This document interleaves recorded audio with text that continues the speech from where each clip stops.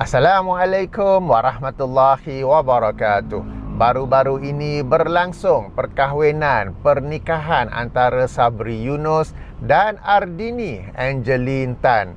Ini adalah berita baik dan kita sama-sama bergembira.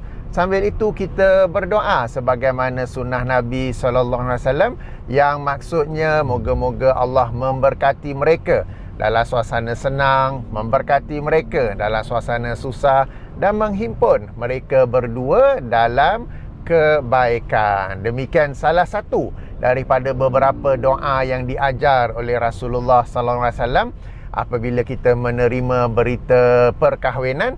Yang tadi saya baca tu boleh rujuk dalam Sunan Abu Daud. Sunan Abu Daud hadis nombor 2130 dengan darjat yang dinilai sahih oleh Syekh Al-Albani. Perkahwinan ini disebut-sebut ramai. Ya, hari ini Isnin, perkahwinannya Sabtu lepas, sudah 3 hari, dan ia disebut-sebut ramai, dibicarakan ramai.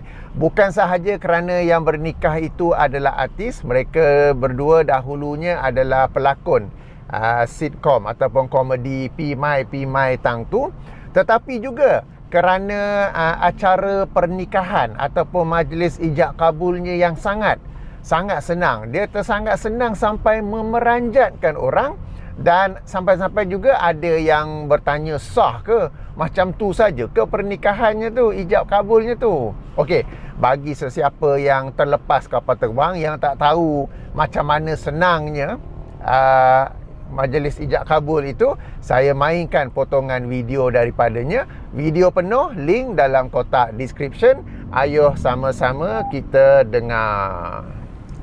Saya nikahkan engkau, Sabri bin Yunus, dengan Ardini Angeline Tan. Mas kahwinnya seutas rantai emas.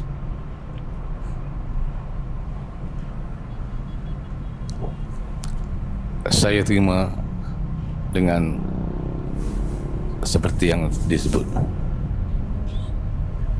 Alhamdulillah. Selesai. Okey, terkejut tak? Okey, mungkin ada yang macam tak percaya kan? Okey, tak apa, saya mainkan saya lagi. Saya nikahkan engkau, Sabri bin Yunus, dengan Ardini Angeline Tan. Mas kahwinnya seutas rantai emas.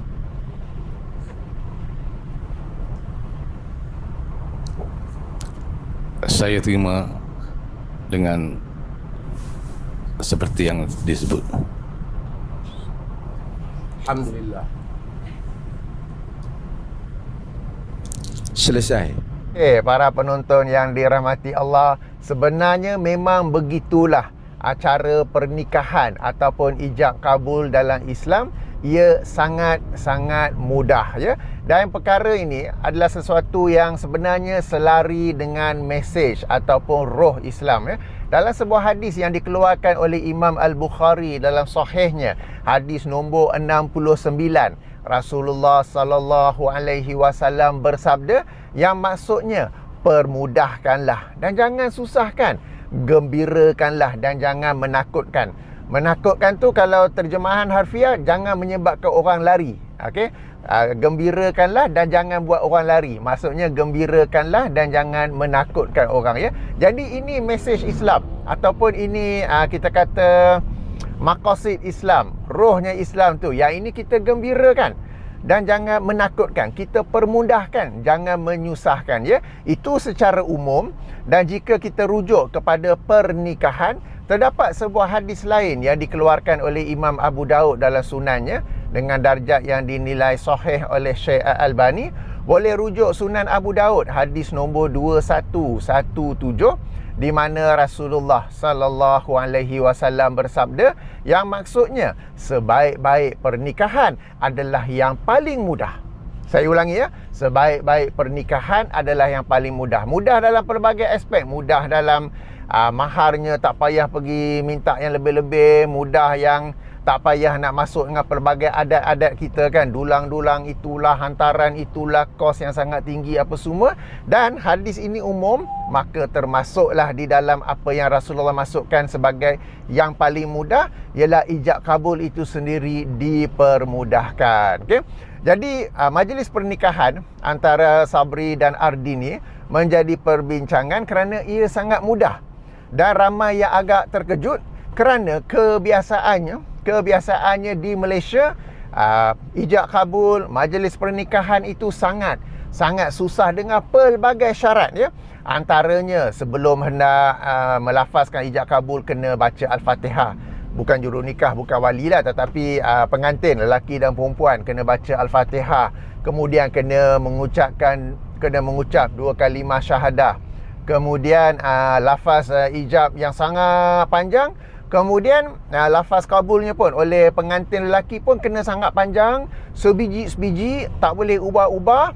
Sambil tu kena bersalaman, tangan kiri pula, tangan kanan ya, kena bersalaman.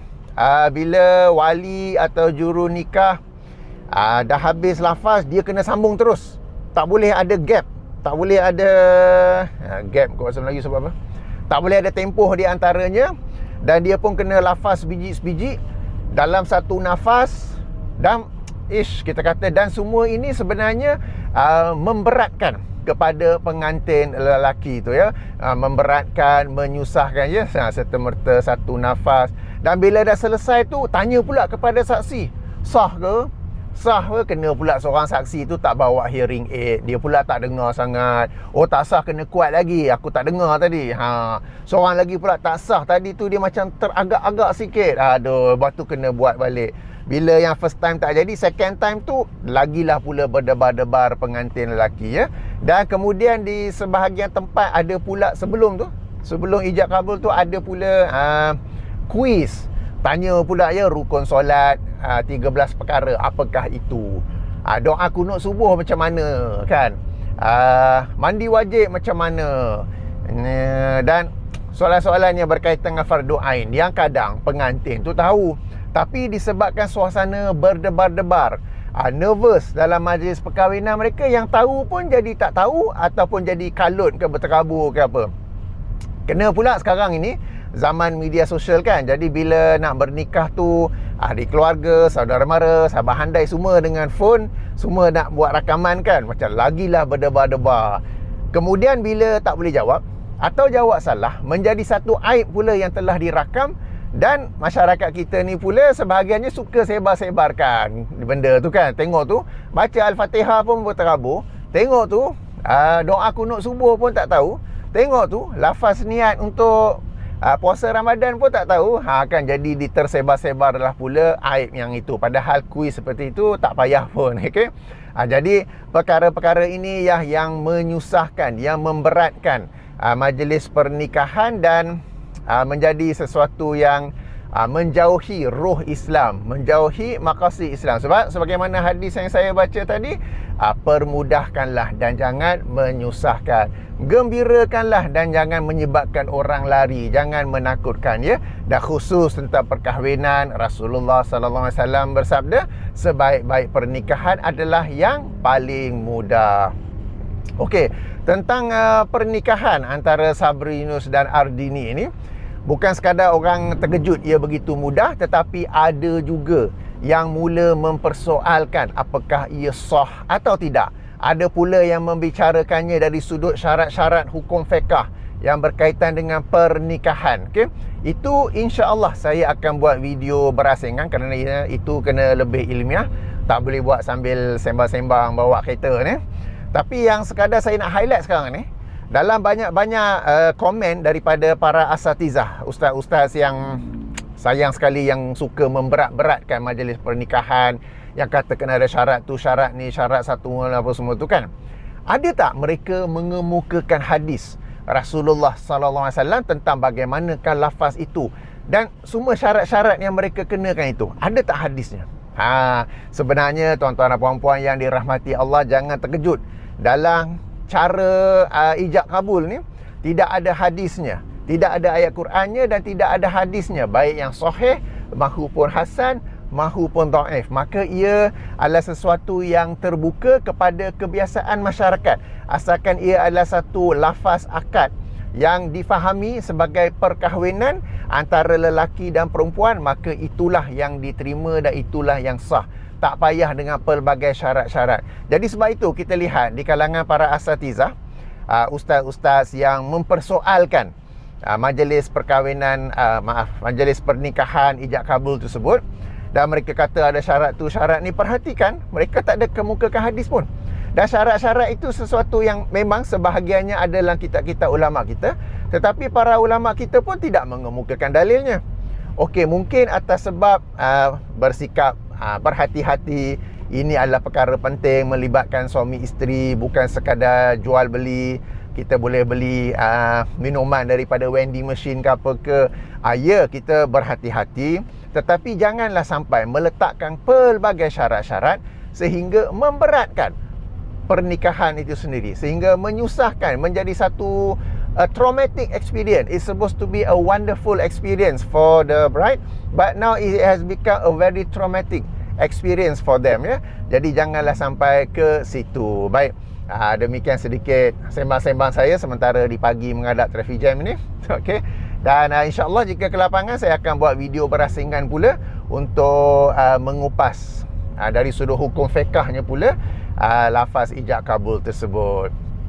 Baik, sehingga sini saja dahulu. Subhanakallahumma wa bihamdika asyhadu an la ilaha illa anta astaghfiruka wa atubu ilaika. Assalamualaikum warahmatullahi wabarakatuh.